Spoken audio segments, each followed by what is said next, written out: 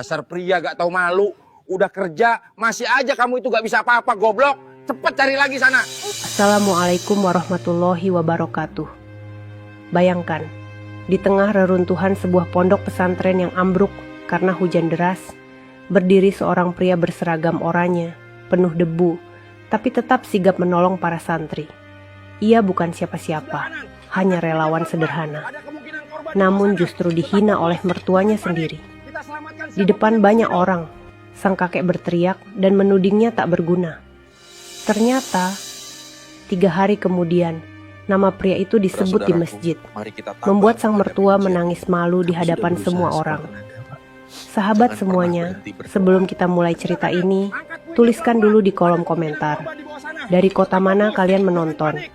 Semoga yang mengikuti cerita cinta, dimudahkan segala urusannya, dilapangkan rezekinya, disehatkan badannya, dan dikabulkan semua hajat dunia akhirat oleh Allah Subhanahu wa Ta'ala. Amin ya Rabbal Alamin. Sekarang mari kita mulai ceritanya.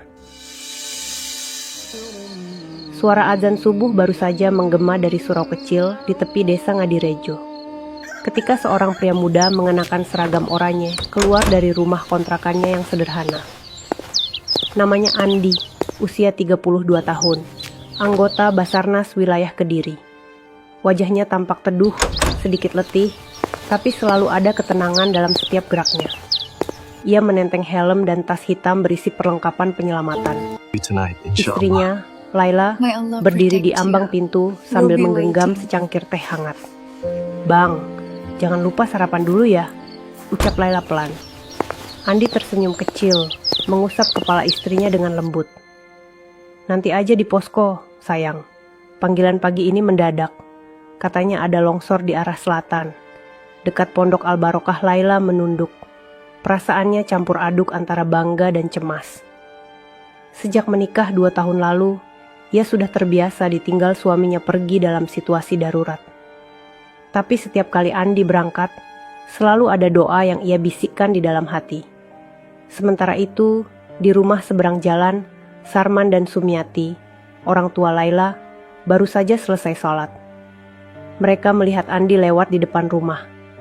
Sarman berdehem, matanya tajam menatap menantunya yang sedang menghidupkan motor. Kerja pagi-pagi gitu. Dapatnya apa sih? Nggak capek istri ditinggal terus?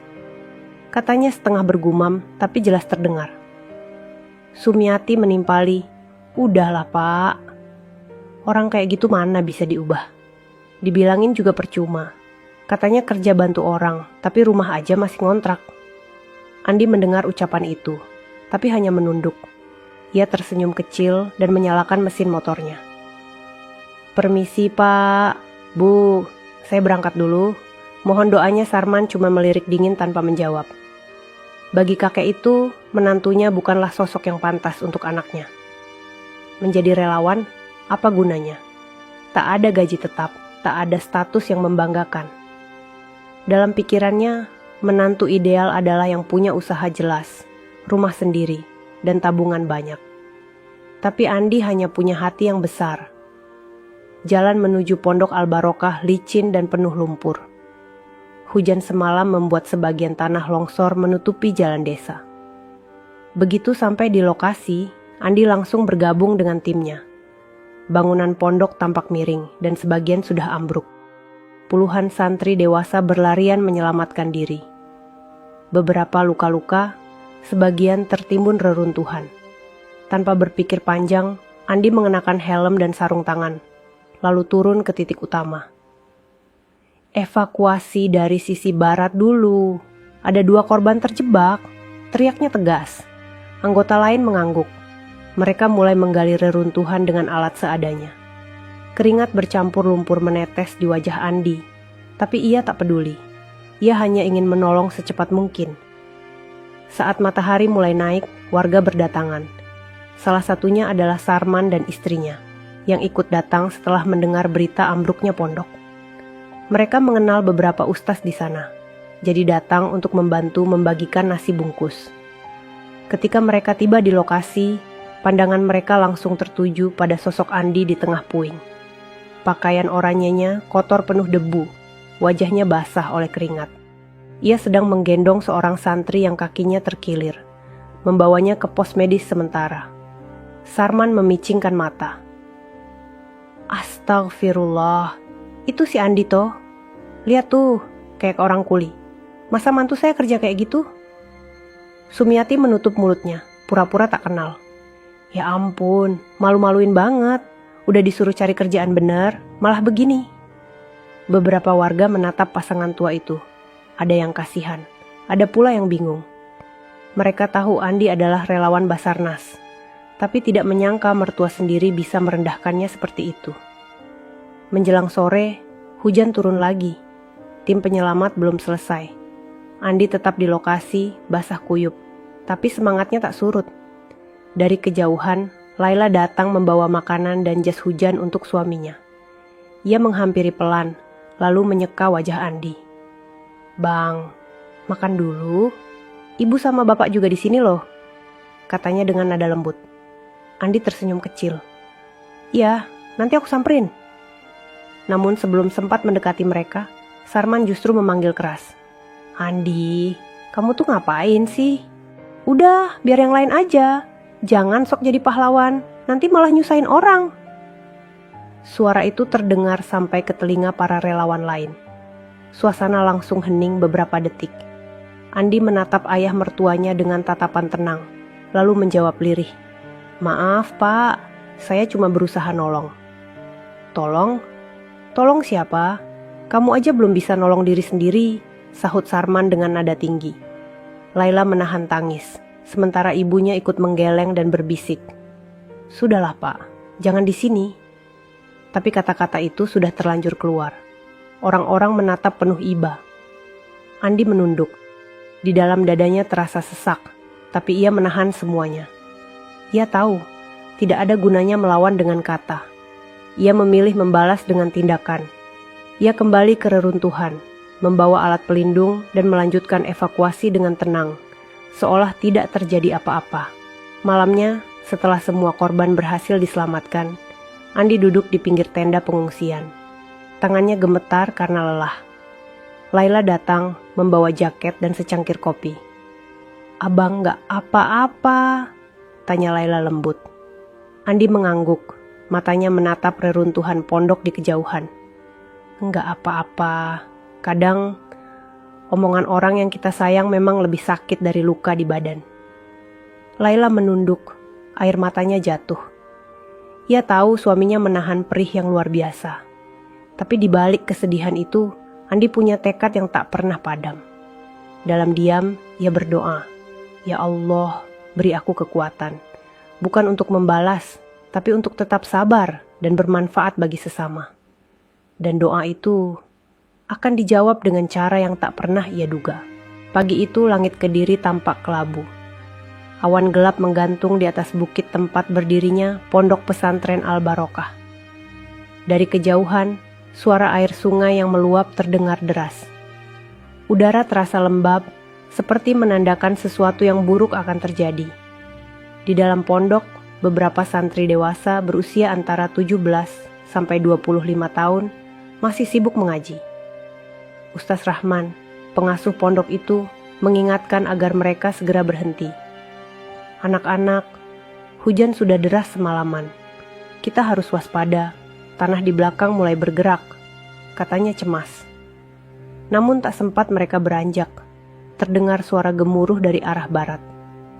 Tanah longsor menimpa bangunan asrama bagian belakang. Tembok pecah, atap runtuh, dan dalam hitungan detik sebagian pondok ambruk. Suara teriakan santri memecah udara.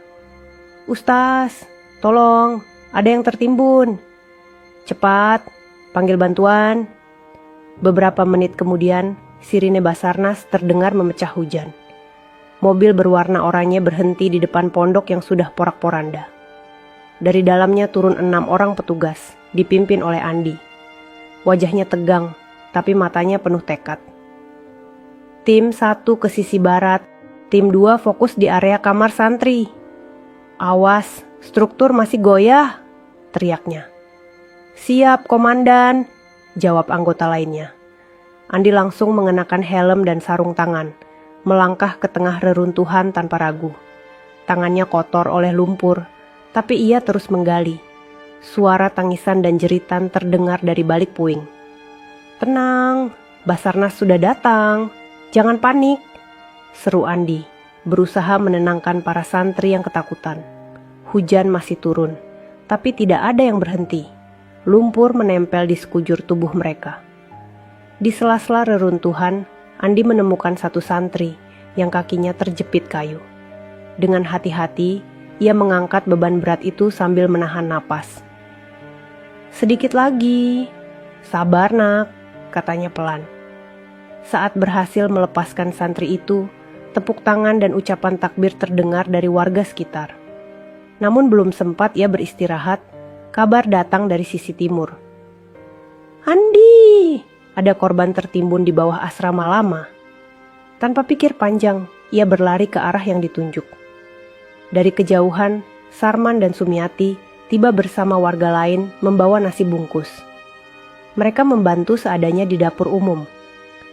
Hujan deras membuat pakaian mereka basah. Saat mereka menoleh ke lapangan utama, tampak Andi tengah berlari ke arah reruntuhan, membawa alat penyelamat.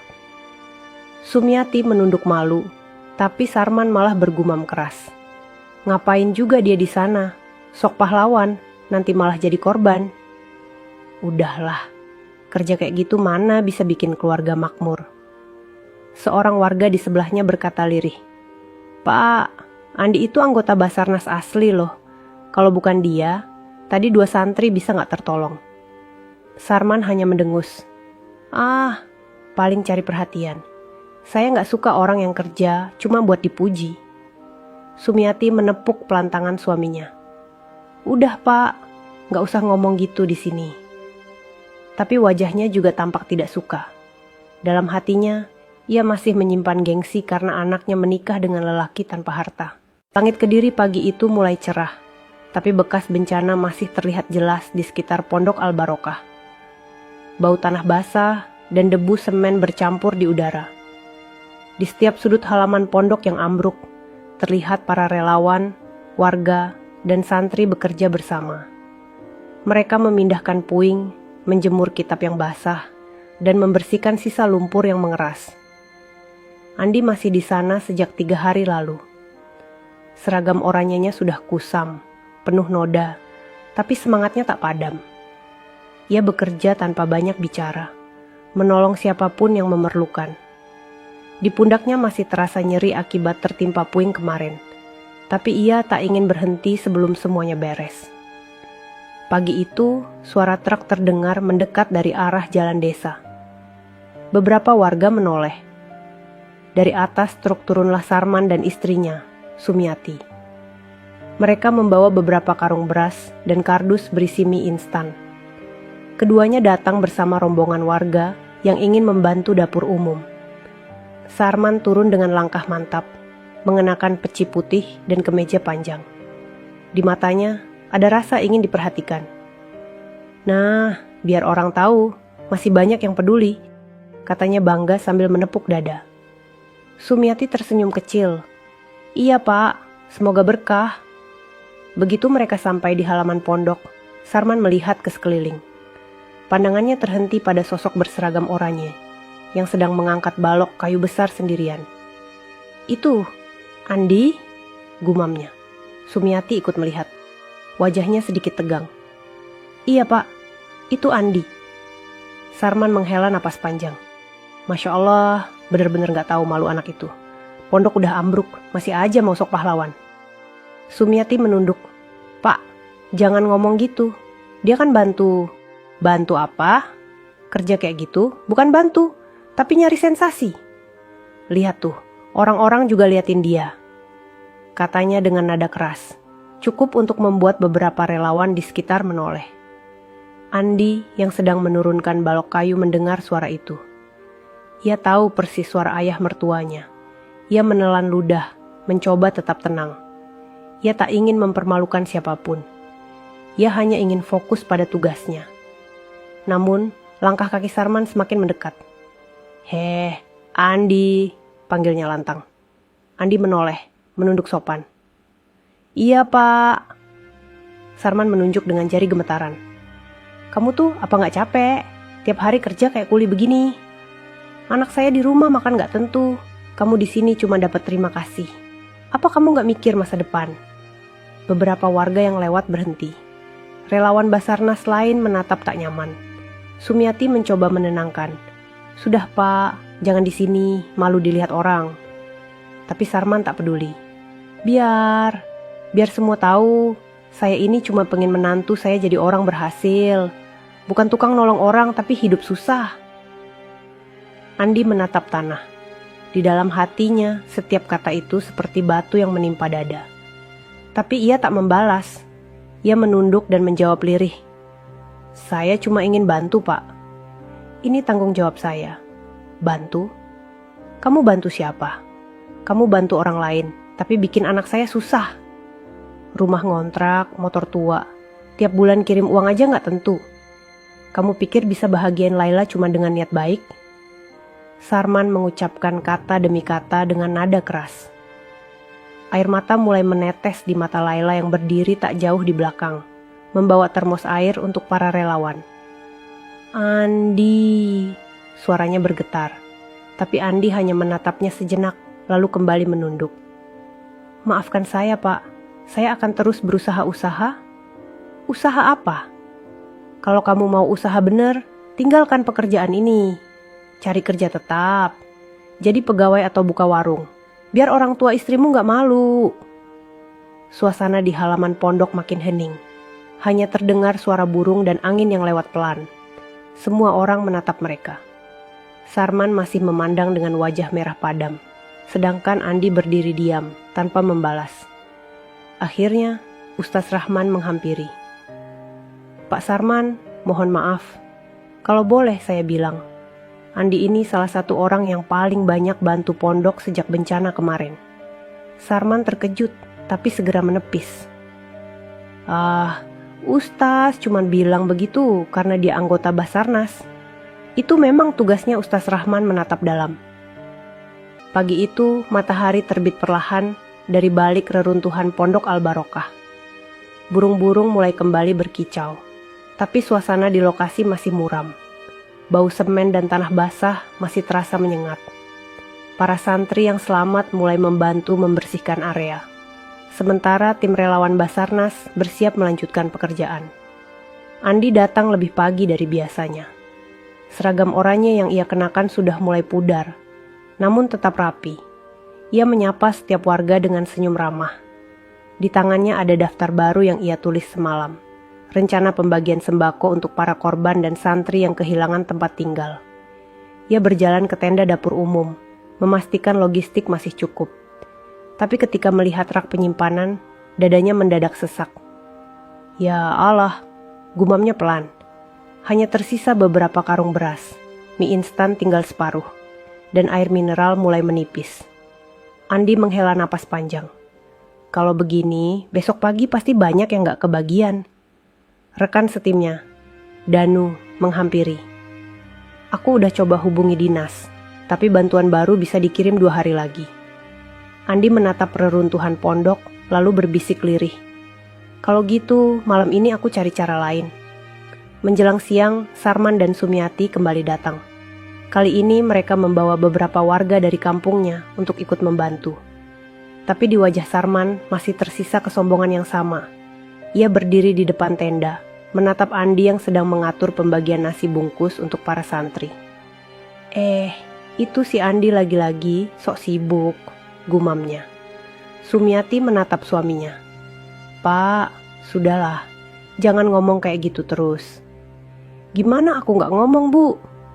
Lihat tuh, dia kayak orang paling penting di sini. Padahal cuma relawan.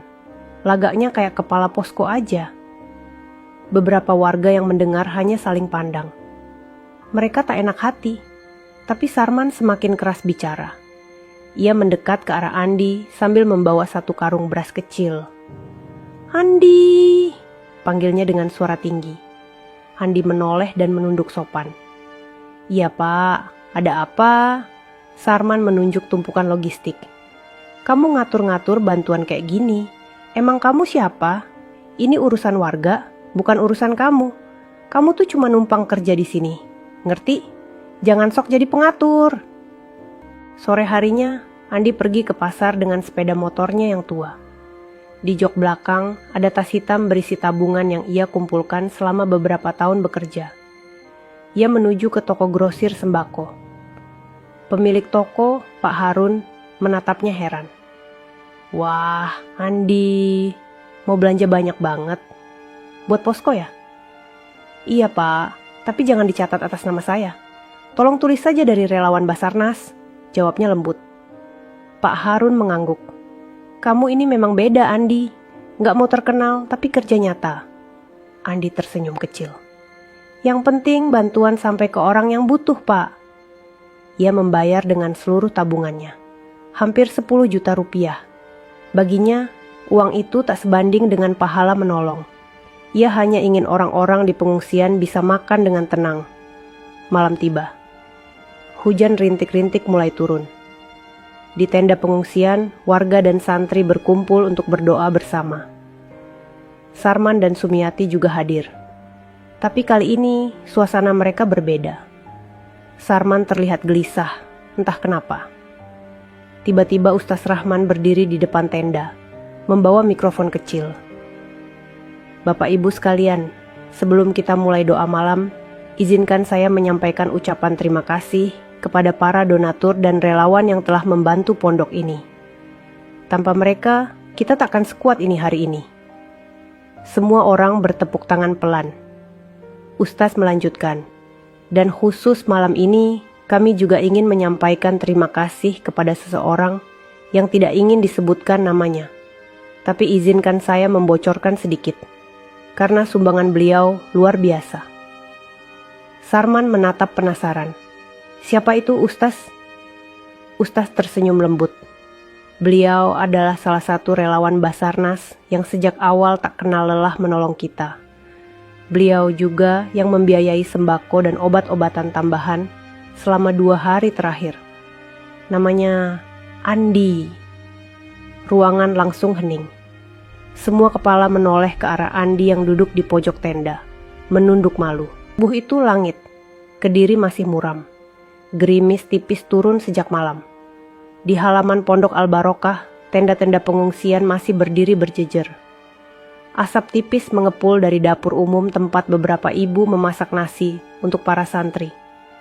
Suara jikir pelan terdengar dari tenda utama, mengiringi embusan angin pagi yang dingin menusuk tulang. Andi masih terjaga.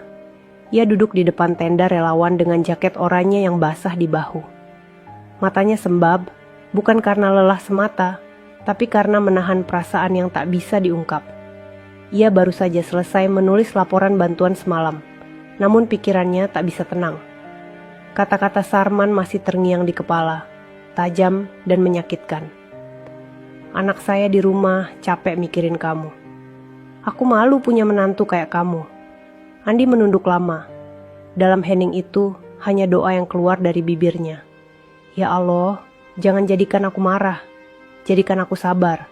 Aku tahu setiap hinaan pasti ada maksudnya. Aku hanya mohon, beri aku kekuatan untuk terus ikhlas. Sementara itu, di rumah sederhana di pinggir desa, Sarman belum bisa memejamkan mata semalaman. Sejak Ustaz Rahman menyebut nama Andi di depan semua orang semalam, dadanya seperti ditusuk-tusuk rasa bersalah. Ia duduk di kursi bambu, memandangi rokok yang sudah habis separuh, tapi tak kunjung dihisap. Matanya sayu, suaranya lirih. Bu, aku udah hina dia berkali-kali. Tapi ternyata dia yang paling banyak bantu pondok itu. Sumiati yang sedang menyiapkan sarapan hanya bisa menatap suaminya dengan mata berkaca-kaca. Andi, maafin bapak, nak. Semua orang di sekitar mereka terdiam. Suara hujan menutupi kesunyian yang aneh. Hanya kalimat itu yang menggema di antara mereka. Andi kaget. Ia tak tahu harus bicara apa. Sarman melanjutkan. Suaranya gemetar. Bapak malu nak. Malu banget. 3 hari ini bapak hina kamu. Bapak rendahin kamu. Padahal justru kamu yang nolong orang-orang ini. Kamu yang bantu pondok yang bapak hormati. Andi menelan ludah. Ia menatap wajah mertuanya yang sudah sepuh, lalu perlahan mendekat. Pak, gak usah minta maaf. Saya ngerti, Bapak cuma belum tahu aja.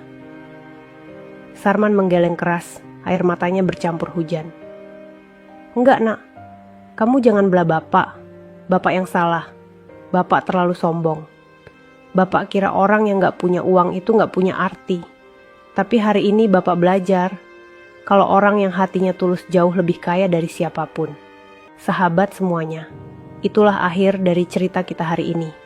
Semoga kisah tadi bisa menjadi pelajaran hidup yang berarti untuk kita semua.